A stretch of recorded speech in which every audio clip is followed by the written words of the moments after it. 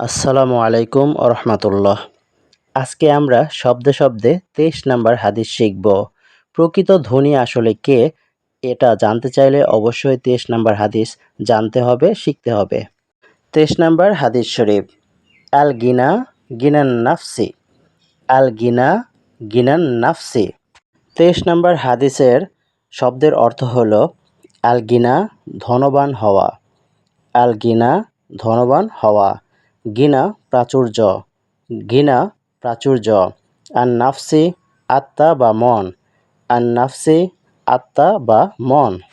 23 number হাদিসের বাংলা অর্থ হলো প্রকৃত ধনী হলো আত্মার ধনী, প্রকৃত ধনী হলো আত্মার ধনী। ইংলিশে বলবো true richness is the richness of the soul, true richness is the richness of the soul.